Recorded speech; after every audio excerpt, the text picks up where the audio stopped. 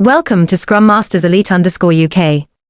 Sign up to learn from real journeys and successes. Looking back at Tosi's period before 2020, I saw a very familiar image, a young person who once had potential, who once stood at the pinnacle of student age glory with the national top 4 championship in 2015, but then fell into a state of stagnation.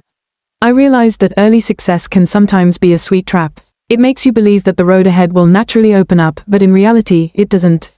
Tosi played only 7 matches over 3 seasons for the Southland Stags, and lost all 7, a number that is hard to accept for any athlete. What struck me deeply was that his failure did not come from a single match, but from a long string of disappointing results. I understood that it is precisely such sequences of days that truly wear down a person's will. Not everyone collapses from a single shock, many people gradually fall apart through repeated small failures, but what is more remarkable is that Tosi did not immediately change. He stayed there, continuing on, but lacking motivation, lacking opportunity, and perhaps lacking a strong enough push. I saw this as a very human point in the story. Not everyone can awaken themselves at the right moment. Sometimes, we need someone else to pull us out of that stagnation, and in this case, that person was Michelle, the colleague at the Lone Star restaurant, who later became the mother of his children. I was particularly struck by this detail because it shows that major life changes sometimes do not come from famous coaches or glamorous opportunities, but from very ordinary people.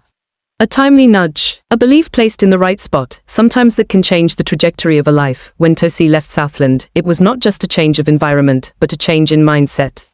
I realized that many of us fear change, not because we don't know we're stuck, but because we fear the cost of starting over.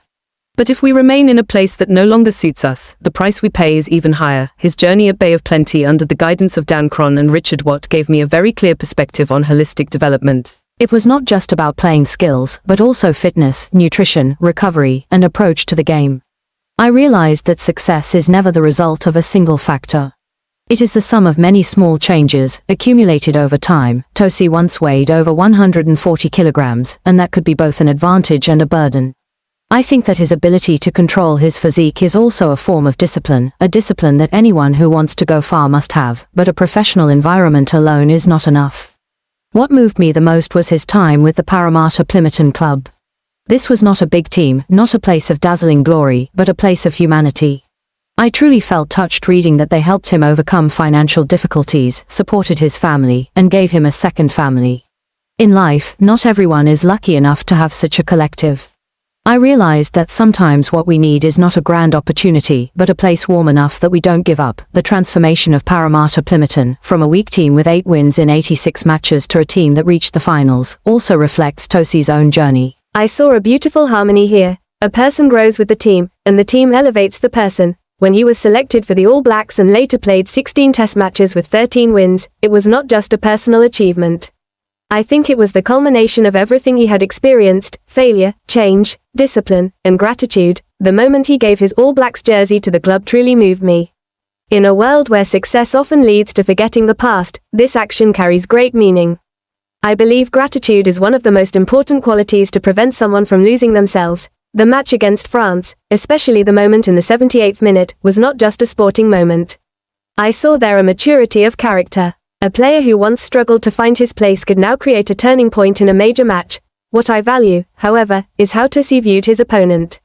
He did not belittle the French team but acknowledged that they played fearlessly. I see this as a sign of a great athlete, not only strong in skill but also fair in judgment. Another point that made me reflect was how he treated young players.